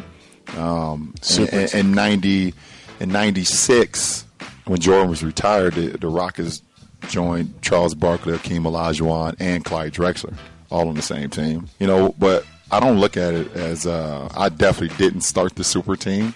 Is that what he's trying to say? But I just feel like it's great that on the day that you're celebrating your championship, my likeness and my name is in your head. I'm starting to think that Draymond and LeBron are just playing with us at this point because they're both going back and forth so much. And it's like, all right, Draymond, you just won a championship. Chill out. LeBron, didn't you just say that we're not going to hear from you for a while? And now we've heard how many interviews? And I would like to point out that LeBron today is wearing a T-shirt. And Colin, I hope you're listening to me here because this is really important. Yeah. LeBron is walking around wearing a T-shirt today that has 23 is better than 23. And the first 23 is his, and the second is Draymond's. Do you understand what I'm saying? Yeah. He is literally trolling Draymond as he walks around town right now. If he is not the pettiest athlete I have ever heard, I mean, come on. First of all, why would any player not embrace super teams? That would be like you and I not embracing leaving in mobility. Well, because here's the thing. LeBron was taking shots. He was kind of making excuses for why they were losing, saying, well, the Warriors are just so good, nobody could beat them because they're this crazy super team. And I think the Warriors took offense to that. And they're like, no, you actually created the super team, so don't say that. Super teams are good for everybody. Yeah, but the way that it was being used, it was kind of a knock on the super team. And, egos are everything for a lot of guys in sports. But can you not? What do you think of this T-shirt, Colin? I think it's just irrelevant. It doesn't win or lose. Petty. Doesn't win or lose games. I think that Draymond and LeBron must be playing with us because this is just so petty. And that is the news. That's the news. Well, that's the news. And thanks for stopping by. The Herd Lie News. Aaron Torres, FoxSports.com college basketball writer. You wrote the book Wont and Fun, behind-the-scenes look at John Calipari and the Kentucky Wildcats. And he is joining us in studio. How are you, Aaron? I'm doing well. I guess by definition, John Wall, DeMarcus Cousins, Patrick Patterson, is that a super team too? Or well, I mean, that's the structure of college basketball. That's what you're trying to do. Yeah. So this idea that everybody's anti-super team, if you're an Ohio State or a Michigan football fan, aren't you looking for a super recruiting class? Of course, and I think this is just the era that we live in, and you guys have gone over the comments by KD all week of Draymond picking him up at dinner and, making him – it's like these guys just want to play with other good players, and I think the common sense is that it starts at the NBA and trickles down. I think it's actually the opposite. I think it trickles up from the high school level to the college level to the pro level. As you said, year in and year out, Kentucky is basically a super team every year. Kentucky's the most interesting college basketball program. Of course. And they're the super team. And you never know who their players are until they enroll on campus, right? But you just know they're going to be good. You know they're future NBA stars, and you got to see what they're going to do, and they're all coming together. Yeah, I mean, ask yourself this. When's the last time Ohio State wasn't the most interesting football program in the Big Ten? Yeah. USC. That's this idea that super teams are bad. This Amazon's a super company and now a super team. So is Apple. So is Google. America's totally comfortable with the accumulation of talent in one company or one state. We're not even – Delaware doesn't attract them. California does. Aaron Torres joining us. Okay. Listen, I got nothing against Jay Billis, but this is the reality when I worked at ESPN. The college basketball analysts are a protective mechanism for the coaches. Yep. Didn't matter what Bobby Knight did, Jim Calhoun, Boeheim. They're a protective cover. And so I'm being told that Rick Pitino – he didn't know. The assistants didn't know. Pitino's kid. I'm not asking him to know everything. Sure. I think Bobby Knight would have known at Indiana in an era without social media, this was going on. Yeah, no, I'm with you. And not just because they may have showed up with glitter on their face at practice the day after, but no, I mean, look, I'm with you is that, and I think this is a point that you've hit on, you've got 13 guys as players, 3 or 4 coaches on your staff. Again, you don't need to know everything from every day, from every minute, but when you're talking about a 4-year period, multiple recruits, multiple, spanning multiple classes, I personally am with you. I find it super hard to believe that on some level, Rick Pitino didn't know something was going on. For a 4-year period. This was not this was not a weekend incident. Exactly. And my whole thing is this, and I'm not directly connecting dots here. Andre McGee was a guy in a director of basketball operations role who was probably making $20,000 a year, $30,000. Where did he get that money from? And the idea that we're just going to push him in the corner, place all the blame on him, I've just never believed for a second that this was a one-man operation. Obviously that's the way they've painted it. Obviously the NCAA can't prove anything else, but I find it incredibly hard to believe that no one other than Andre McGee knew about this situation. Okay, when you were covering Calipari, what did he know? What could have slipped past him? You were with him for months. Yeah, I mean, I think that, I think Calipari, better than most guys, especially his age, is hyper aware. And the thing about Calipari that I give him credit for, he has people around him who are hyper aware of what is being said, what is being talked about, all of that. So you see Calipari pretty quick.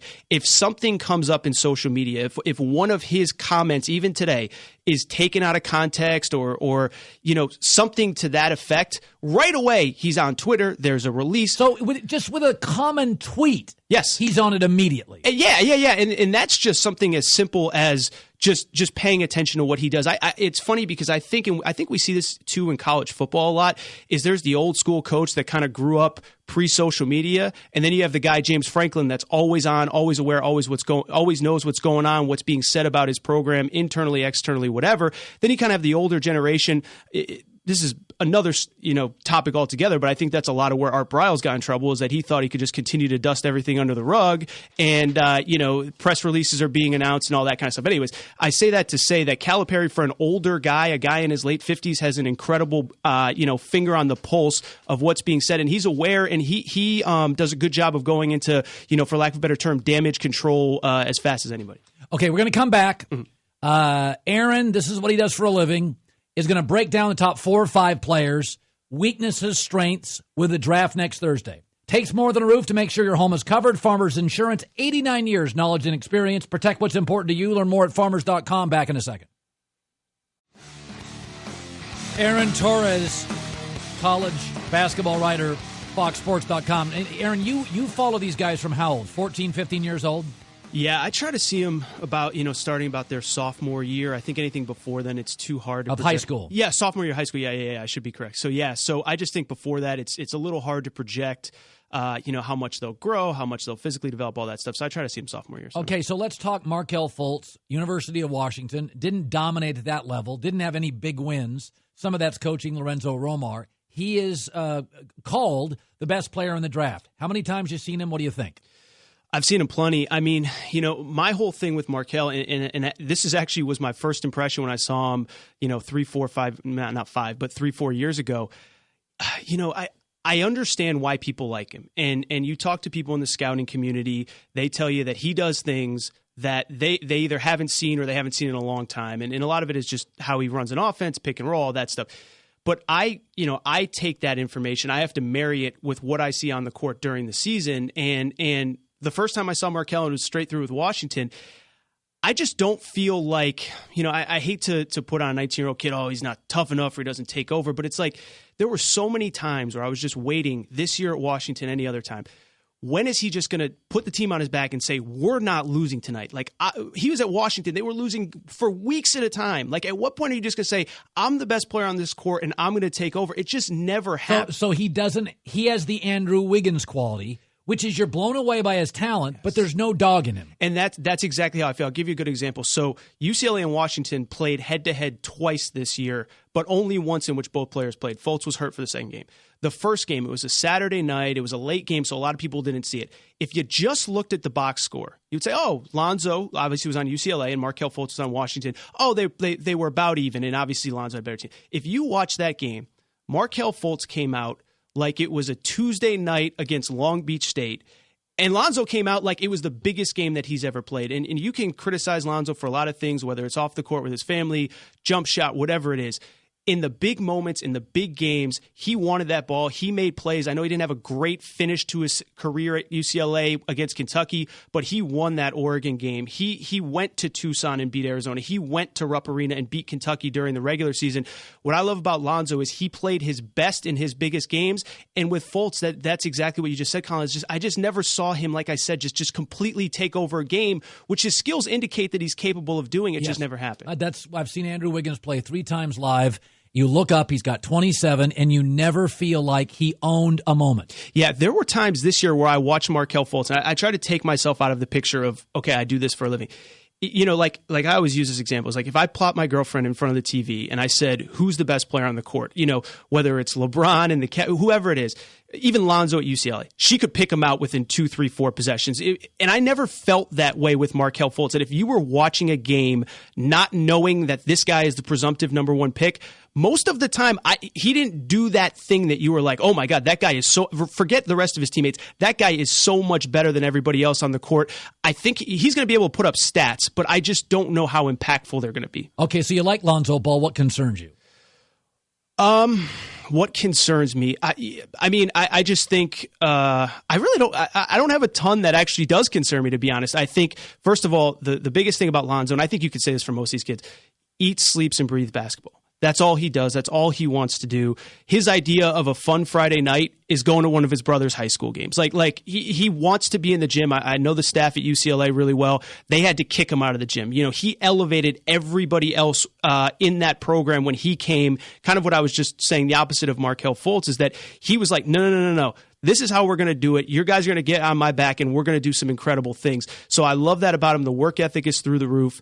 I don't think the shot is as big of a deal as everybody says, because when you have 30-foot range like he does, and we saw him hit those deep threes, you can't guard him as closely as you can if the range barely extends beyond the 3-point line. So, is he going to? Look, the obvious correlation is if he ends up in LA, he'll be the next Magic Johnson. Magic Johnson's one of the 5, 10 best players of all. I'm not saying he'll be that. I think he'll be really good. I don't have any major big picture issues with Lonzo.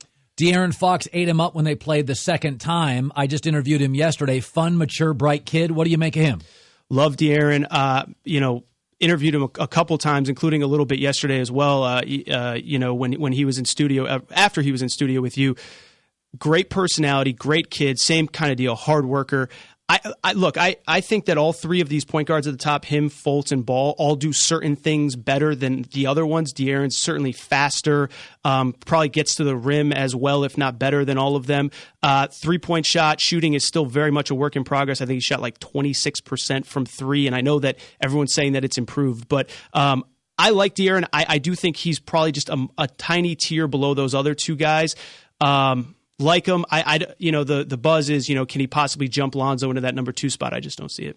Okay, there is a growing rumor mill. Celtics take Josh Jackson, number 1. Now, I actually think he's the best two-way player. Mm-hmm. I think he's Jimmy Butler, but Butler can shoot. But I think most college kids learn to shoot. Magic Johnson couldn't shoot coming out. Michael Jordan was a mess beyond 15 feet. He had to score at the rim. What do you make about Josh Jackson, the longer, leaner, better two-way player, going number 1 over Markelle Fultz? Yeah, I mean, I've always, when the draft order came out, and it was obviously Boston had the number 1 pick, I was never sold that they were going to go guard because they have so many good guards already on that roster. And that's not to say that Markelle Fultz or Lonzo Ball doesn't have a higher ceiling than the guys that they have. But so I always wondered, would they go after the wing? I thought maybe Jason Tatum because he's more, offensively inclined. But I agree with you. Josh Jackson is by far the best two-way player, certainly the best defender. I know it's been a talking point here in LA with the Lakers, but defensively he is fantastic, and he's the kind of guy that if it's a Tuesday practice in December, he's going 100%. He's on you. And those are the kind of guys that you need to kind of build around. I've always said I don't know that he ever gets to be, multiple time all-star status. But if you're asking me in who has the longest career and is effective the longest, I could very well see a scenario where Josh Jackson just kind of is who he is and does it for 10, 11 years in this league. I'm going to throw a name out because I think he's good eventually, although I think he may D-League it for a year. Zach Collins, Gonzaga. Love him. So I know Mark Few well. I think he should have stayed in college and been a dominant center, and Gonzaga would have gone back to the final, Elite Eight at least. Mm-hmm. I think he's potentially unbelievable. Your take? Yeah, the crazy thing about Zach Collins is he's very young from a basketball experience standpoint. A lot of people don't know this. He didn't start in high school until his senior year of high school. He was playing with a kid named Steven Zimmerman, so he played at Bishop Gorman in Vegas, which is a powerhouse in every sport.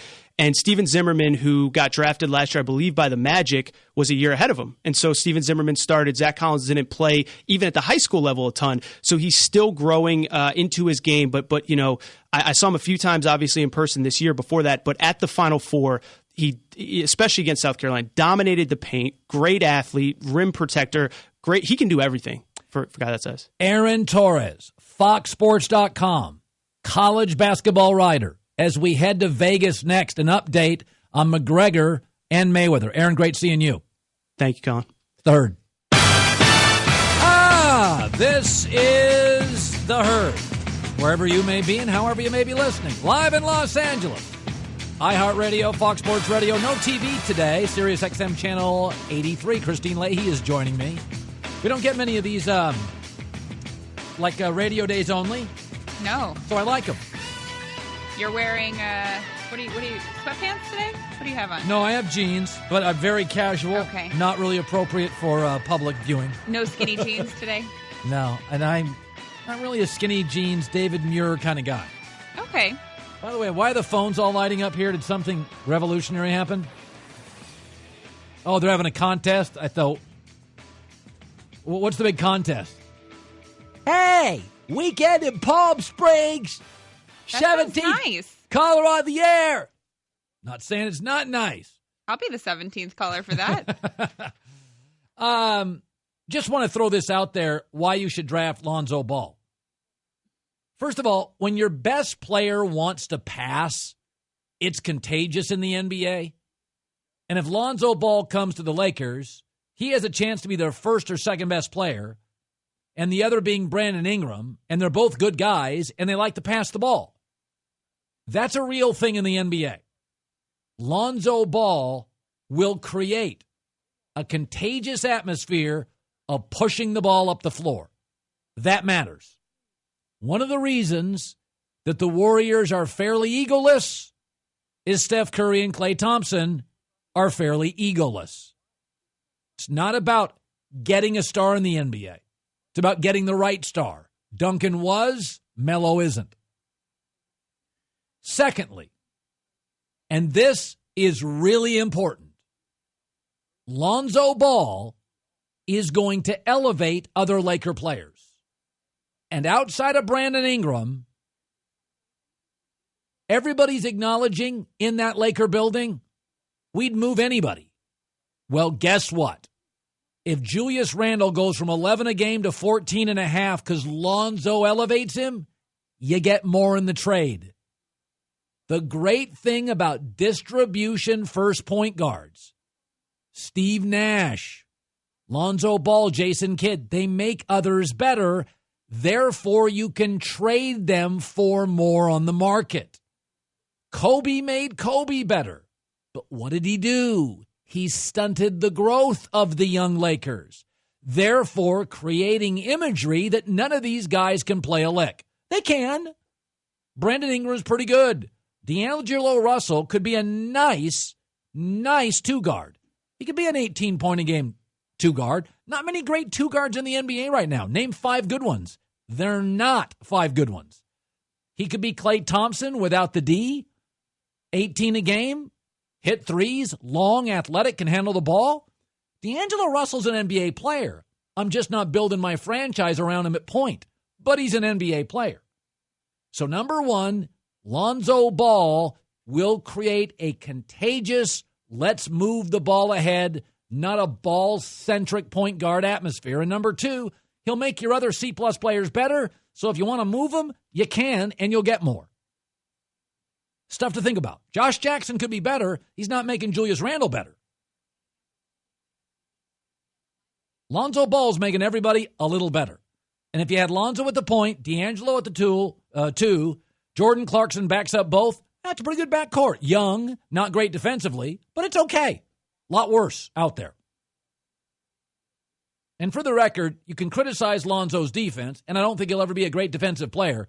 Portland's got a backcourt, and neither one of those guys, C.J. McCollum, Damian Lillard, want to play defense. Kyrie Irving doesn't want to play defense. Steph Curry's okay, not terrible, but he's not great defensively. He can at times be a liability. Kevin Iole broke the story for Yahoo, and the story is Conor McGregor and Floyd Mayweather will fight. What I'm about to say is not a revelation of Watergate status. McGregor's going to lose. But I'm also struggling to envision an even marginally watchable fight. And Kevin Iole, known for years, broke the story, is joining us. Are you visualizing an entertaining 45 minutes, Kevin?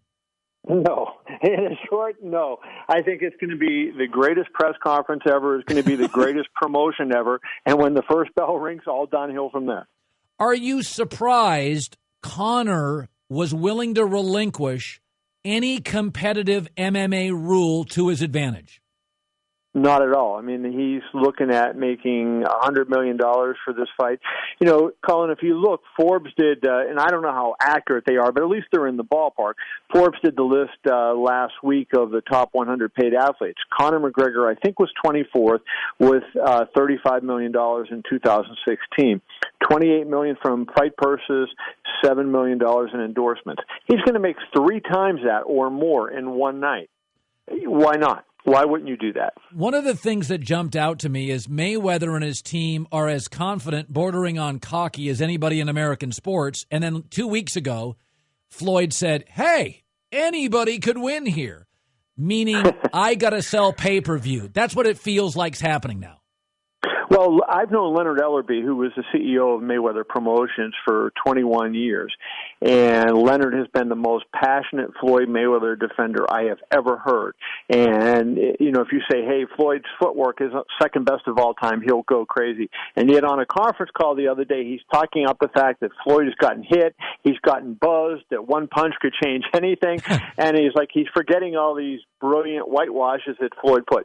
Dana White, who is one of the great promoters of all time, is out there, and he's trying to say, hey, that Floyd has trouble with left-handers, with southpaws.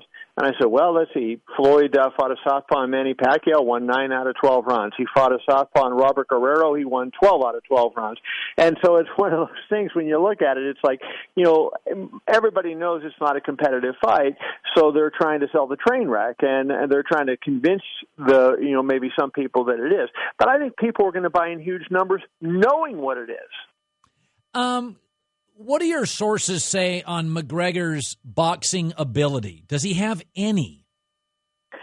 Every person I've talked to that has either seen him or seen video, and there is video of him sparring a boxer, Chris Van Heerden, online that you can watch, and you know he is not a skilled boxer. Here's the thing, Colin, that I think people need to understand. Conor is a terrific athlete, a world-class athlete, and he is one of the best MMA fighters in the world. He is an elite MMA fighter, but MMA fighters don't box. They have to defend more things. They have to defend takedowns, and they have to defend kicks and punches and elbows. So they take a different stance when they go to throw their hands, and because they have to be prepared for all these things coming at them. Boxers only have to be prepared for one thing, so they have a totally different stance. The punches come from different angles, and Mayweather has done that since he's 3 years old, and he's had defense drilled into him by his father for years upon years upon years. He's an Olympic medalist. He's won numerous world titles. He's among the greatest of all time. How does somebody cover in 7 months of boxing sparring that gulf that exists? It just does not happen. Kevin Iole, Yahoo, broke the story. Mayweather-McGregor fight August 26th. Can you visualize, lay it out for us, take your time on this, what you think the fight will look like? I think, it's going to start, Floyd is cautious, and I think he's always going to be cautious because that is what has been drilled into him by his father from the first time he ever put on the gloves. Floyd's not one that's going to run out there and look to exchange and fire, just start winging punches. Floyd is going to box the same way he boxed Pacquiao, the same way he boxed Berto, but Floyd is going to just kind of get the feel for McGregor's timing, get the feel for his speed, his movement. And so I think you'll see the first couple of rounds, Floyd's just going to be looking at, he'll maybe be flicking a jab at him, moving around, seeing how Conor responds, and he'll start laying traps. And I think as the fight goes on, you'll see Floyd land in a little right hand that he throws. He'll have the pull counter that he's very good at, that he'll throw and land. His check hook is a big punch for him. He landed that on Ricky Hatton a lot, and it gave Ricky Hatton a lot of trouble.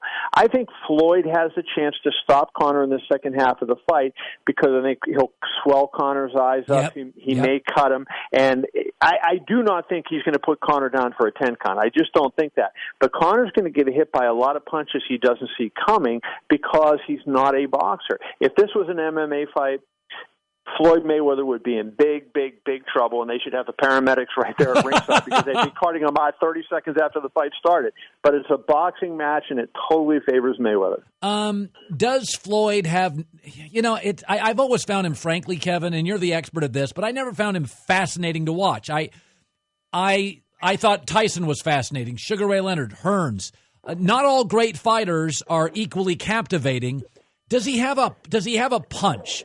Is there a chance that he will get frustrated with McGregor's taunting and just lay him out? Does he have that?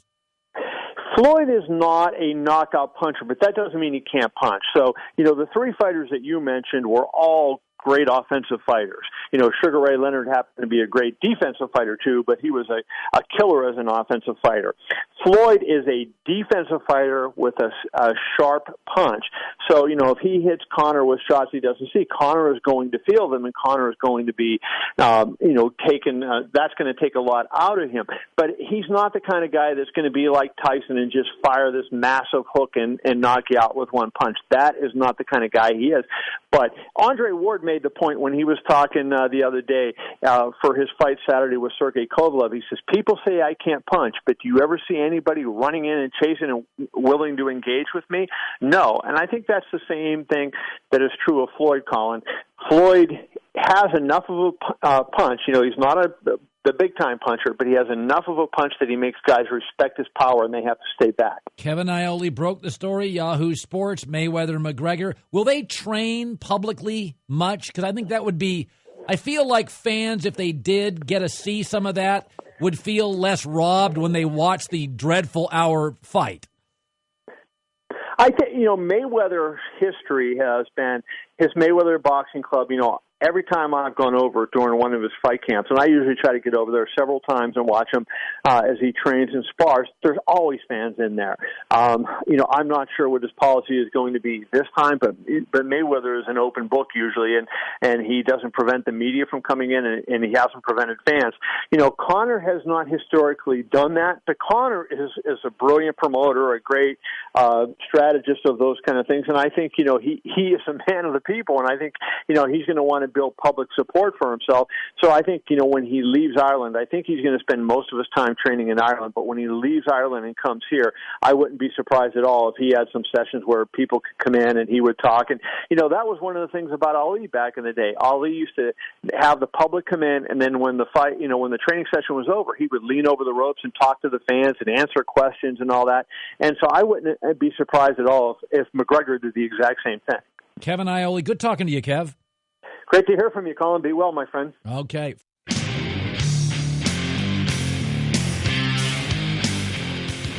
Takes more than a roof to make sure your home's covered. Farmers Insurance, 89 years of knowledge and experience. You can protect what's important to you. Learn more at farmers.com. Malcolm Gladwell's around the corner, one of my favorite people, once, twice a year. We promote his podcast. And then he just talks about whatever's on his mind. He's very, very good. He's terrific. And good stuff today. Nice show. LeBron to the Lakers talk. I'm just reading an article here. It's not going to happen. I think it's fine to talk about. But here's a fun fact. Lakers haven't signed a big free agent since Shaq, and they've tried. So Magic's got 5 rings with the Lakers. Kobe's got 5, and Shaq's got, 3? LeBron goes there and doesn't win rings. That hurts his legacy. And LeBron left Miami because Pat Riley pushed back, and LeBron wanted control. And the Buss family and Magic, are they willing to give up all that control? I don't see it. And I just don't think the Lakers are worthy of LeBron James. They've got 2 bad contracts, 6 core young guys. None are a star. Their point guard's not really a true point. Their GM's never been a GM, and their president's never been a president. So I'm interested to watch them grow, but I don't think they're worthy of LeBron James. I think he calls the shots. He should call the shots, and I don't think they're worthy of him right now. I think the Clippers are a better fit, but even there, their brand is number 2 in L.A., and it's always going to be number 2 in L.A. Even if they won a title, it's 2 in L.A. Even if they build an arena, they're 2 in L.A. Nick Saban used to coach at Michigan State. Michigan State's still number 2 to Michigan. Like I said this about golf, Tiger Woods losing is more interesting than everybody else during his prime winning. I mean, there are just some empirical truths. Just absolute facts. The Clippers will always be a number 2. The Mets have been interesting. The Mets have had stars. It's still a Yankees town. It'll always be a Michigan State, not a Michigan State state. It'll always be an Alabama state, not an Auburn state. Chris Broussard on Speak for Yourself yesterday on why LeBron isn't going to the Lakers. Wasn't LaMarcus Aldridge going to the Lakers? Wasn't Carmelo Anthony going to the Lakers? Howard left. And everyone around the league was saying Westbrook was going to the Lakers. So this is just people talking that aren't close to LeBron, that don't know what he's thinking. And look, not being L.A. has not stopped him from having a media company that Maverick Carter runs, from being in movies, from having a game show. He's not going to the Lakers. Christine with the news. No. Turn on the news. This is the Herdline News. So this Mayweather-McGregor fight is having an interesting effect in Las Vegas. Bettors are jumping on McGregor as a plus 400 underdog. So Vegas expected more money from McGregor than Mayweather, but not at this level. So a McGregor win is a huge liability now for the book, and it's getting even bigger. So people are betting on McGregor. On McGregor, yes. Well, because you have less money for a bigger win. $100, you could win a lot of money. Exactly. So Bovada Sportsbook manager says that this might be the biggest single decision for them for any single event ever. Could be kind of a crazy thing, but the over-under, you can bet on a whole bunch of things. The over-under on pay-per-view buys is 4.99 million. The previous record for pay-per-view buys is Mayweather-Pacquiao. That was 4.4 million. So they think 0.5 million more. That number you just mentioned, that's why they're fighting. Yeah, that's a lot of buys. Well, I'll tell you what. If you sports books, Christine, don't make big profit. They're like grocery stores. You need multiple. If you ran a sports book, a singular sports book, you could go to business. If McGregor won, you could lose millions of dollars. And again, if you're the Hilton Properties, you're fine. It's going to be a problem because a lot of people are betting on him. And I'm glad that you mentioned grocery stores because I have a really interesting story for you in just a second. But first, Jeremy Maclin, we know he was cut by the Chiefs. They saved $10 million by cutting him. And he said that he found out from a voicemail left for him by the GM, John Dorsey. He believes he was owed more than just a voicemail. I would agree. I think you try to contact him as much as you possibly can before you leave. He was with the team for a long time. Meant a lot to the organization. Yeah, I guess. And I also, my stance on this. Who leaves voicemails anymore? They're very, very nobody annoying. That matters, certainly. I haven't left a voicemail. I couldn't tell you the last time I left a voicemail. Someone made a really good point, though. Sometimes a certain person will leave you voicemails and you'll save them, to listen to again. Have you ever done that? No. I don't know. Like a romantic thing? Yeah, like when you have a breakup and you, have the voicemails left. Well, I'm hoping that doesn't occur for me.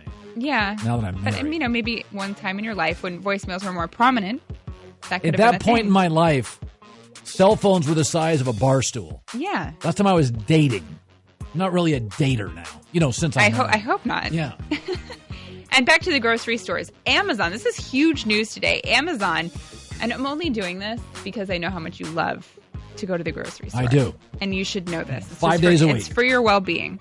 Amazon has agreed to buy Whole Foods for $13.4 billion. Whole Foods stock was recently, it's getting very sluggish, so they overhauled their board last month. and now they have plans to improve operations and cut costs. Amazon will not automate the jobs of the cashiers at Whole Foods, but they're realizing that people are not buying their groceries online because they like to find their own produce, as you do. You go into the grocery store, I like you want to to go check there. out the apples. Yeah. So they wanted to get into real physical stores. But this is a cool thing because if you have something like Alexa, which works with Amazon, you know, that little speaker system that you can talk to it. Imagine if you're standing at your refrigerator and you say, "Hey, Alexa, add milk to my fresh basket." And then it will add these things that you need to a basket that you could potentially just go and pick up from Whole Foods. Listen, the winner here is the guy who started Whole Foods. Because I read a story about 18 months ago. It was kind of, there's so much organic stuff out there that Whole Foods had absolutely peaked. Uh-huh. So congrats to the American entrepreneur who started Whole Foods because it was time to sell it to a bigger giant. The joke, too, is like people say that they spent $13.4 billion anyways at one visit to Whole Foods because it was so expensive. It is. But now it's partnered with Amazon. Christine with the news. Well, that's the news. And thanks for stopping by. The Herd Lie News. Malcolm Gladwell is an author, a speaker, a journalist, and I feel fortunate once or twice a year we get to spend 10, 15 minutes with Malcolm. He wrote the book Tipping Point, Outliers, Blink, David and Goliath. I've read them all. His podcast, and it's a must-listen, is called Revisionist History. Season 2 is now out on iTunes. His first episode is called A Good Walk Spoiled, in reference to golf. Malcolm, how are you? I'm very well, Colin. How are you doing? Good. I used to have a rule when I was hiring people to be in my sports staff. And my rule, this is so funny, my staff laughs at this. I would never hire anybody who golfed. And I would try to fool them in the first interview. I would say, hey, what's your handicap? I love to golf. And if they had a handicap, I would not hire them. Because my theory was golf is addictive, and you'll be on PGAtour.com, and good golfers were never great sports journalists, and they were never great. They were never committed. So you, my friend, have a good walk spoiled, and you call golf crack for rich white guys. And I just laughed out loud when I saw this. On a much more granular scale, I have lived this. Take us through a bit of this thought. Well, it all started because I would go to L.A., and I'm a runner, so I would want to go running, and there's very few places to run in L.A. L.A. has some of the smallest number of parks per capita of any major American city. What it does have are tons of these enormous private golf courses. Yes. And I could never figure out how on earth they survived. How do you have 300 acres in Beverly Hills and survive as a private course with 300 members? I mean, the property taxes, that's $10 billion of real estate, right? It's crazy. I couldn't figure it out, so I decided I would do a podcast episode trying to get to the bottom of that. And as I was doing that, part of the story is it turns out to be all this fantastic research on just how much CEOs golf, because they register their scores with the USGA, right? Right. So they can calculate their handicap. So some economist went through and actually picked out all the CEOs and tracked how much golf they play. And the numbers are just off the charts. And it's exactly to your point. It's like golf, the thing about golf is it's like 4.5 hours for a round. And if you're addicted to the sport, it means you really can't do anything else. And then I got into the whole question of, so people who have this addiction, then what do they do when they're in LA and they have a lot of money? Well, they rig the system so they don't have to pay property taxes for their private golf courses. So the people of LA subsidize the handful of, celebs and zillionaires who play at LA Country Club and Brentwood and all the other fancy clubs in LA. It's I think it's a scandal, frankly.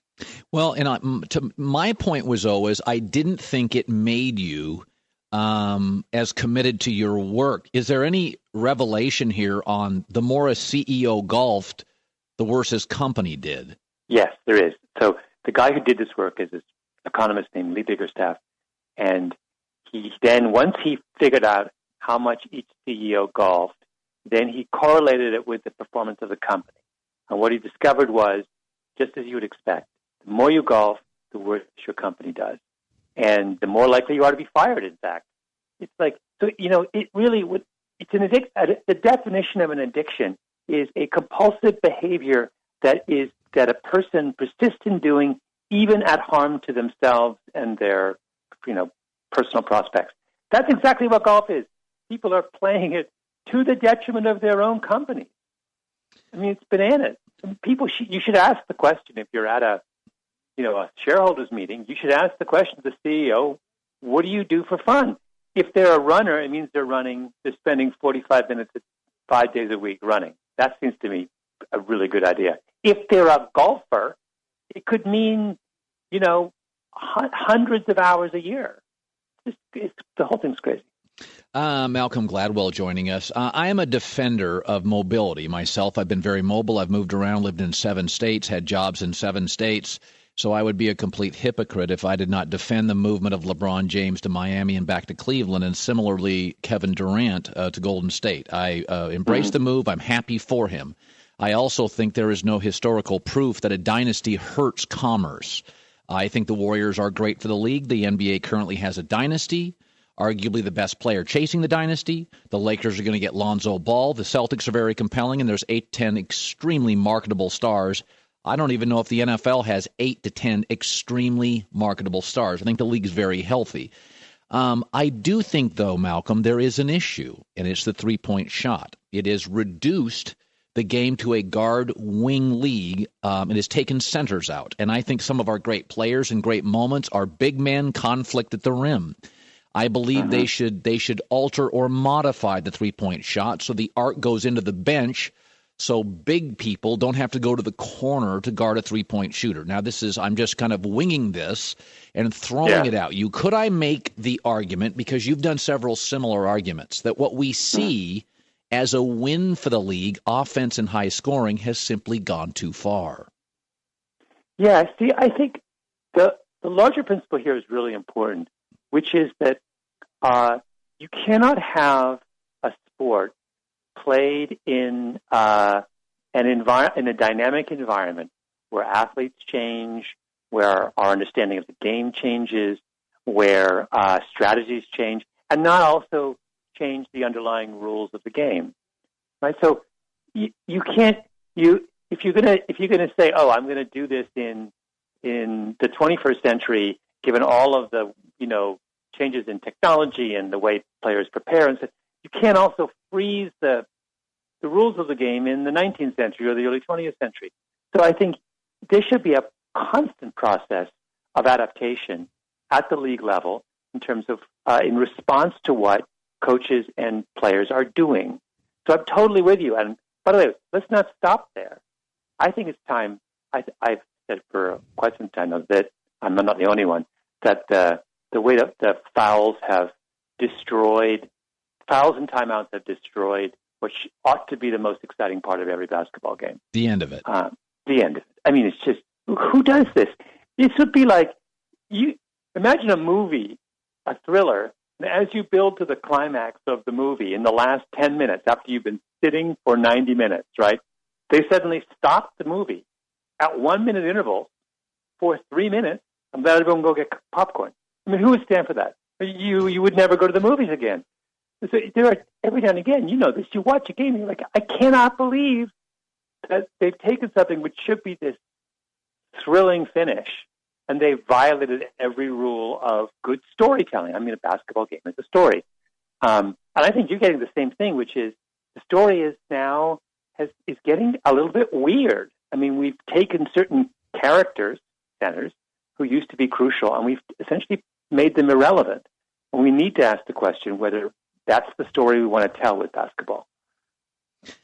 Malcolm Gladwell, he has a podcast called The Revisionist History. It's now season 2 out on iTunes. The first episode is called A Good Walk Spoiled. Playing golf just is not good for business. And I had, as I mentioned about 10 minutes ago, I kind of stumbled onto this years ago and used a devious trick to not hire people. And my staff often says I'm evil for doing it, but now I have Malcolm Gladwell backing me. I'm always happy to do that. Always happy. My life choice is being confirmed in front of me. I'm going to throw 2 big macro things at you. The salary cap. Baseball does not have a salary cap, and I looked at the standings this morning in small market.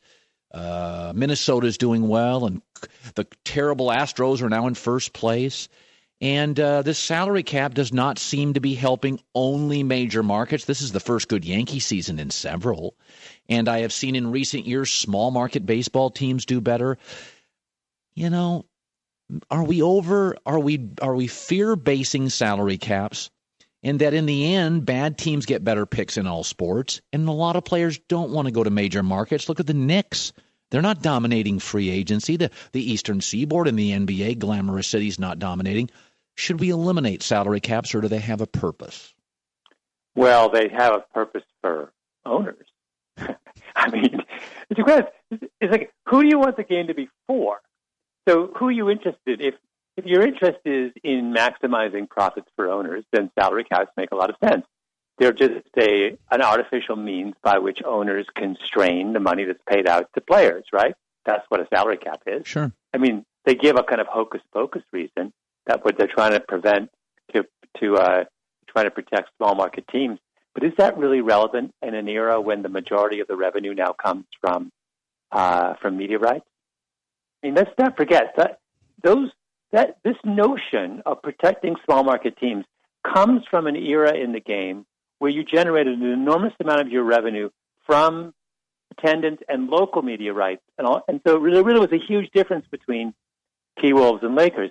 That difference still exists, but it's not as serious as it was a generation ago. Right now, the big money is coming from, there's 100 and whatever it is, 20 televised games a year, and now those games are generating a lion's share of the revenue for the entire league.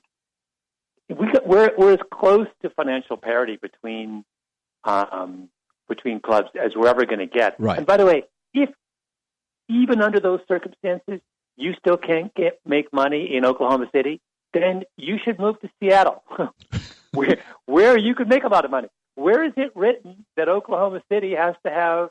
I'm just throwing that city out, but where is it written that every tiny city has to have a professional sports team?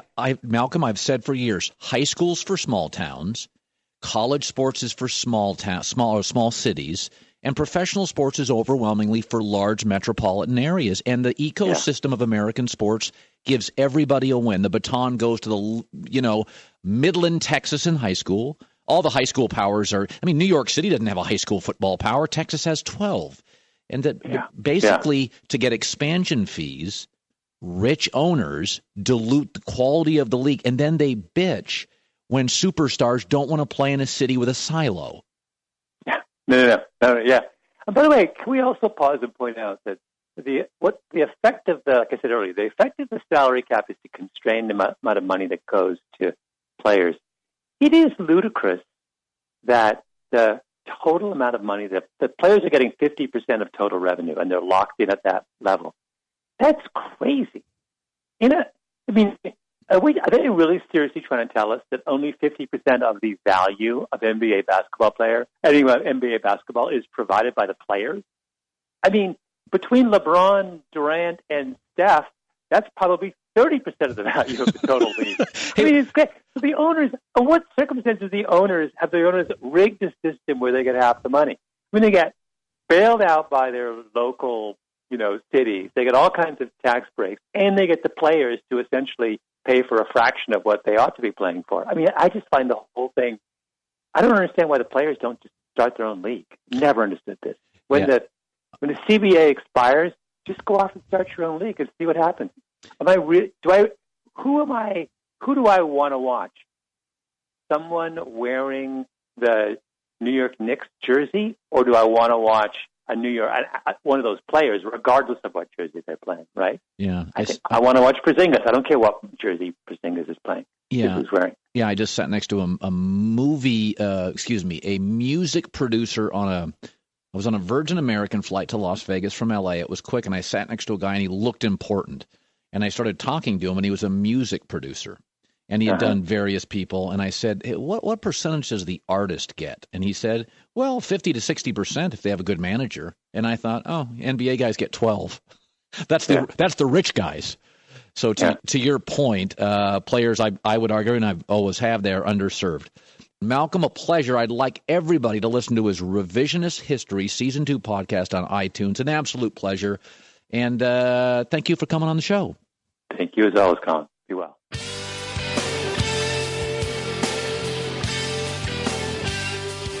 Mark Medina, Kevin Iole, Aaron Torres, Malcolm Gladwell all stop by on a Friday. NBA draft next week. Fired up for it. I like the draft. My life, it's funny about this business. I can remember when I got into it years and years ago. You covered a lot of things, and increasingly it's NFL, college football, NBA, college basketball for a month, and keep your eye on a big UFC fight. And every 4 years, the World Cup. Summer League, NBA draft, free agency now extend the season a month. Maybe even more. U.S. Open, Ricky Fowler tees off in a bit. Still tied now for the lead. 7 under.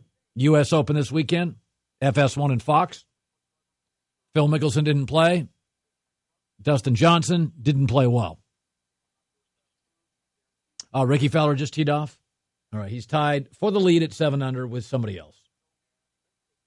Yesterday, the guys that played early played well. Guys who played late didn't play as well. The heat dries out the greens, and they get real fast. Mark Medina, LA Daily News, was on earlier. Summer League's coming up. They actually announced the Summer League schedule, the TV schedule today. I think with Lonzo Ball going to the Lakers, I think he will. I think it will be fabulous. I think it'll be interesting. Last year's the first year I really watched a ton of the Summer League, and that was all driven by Ben Simmons.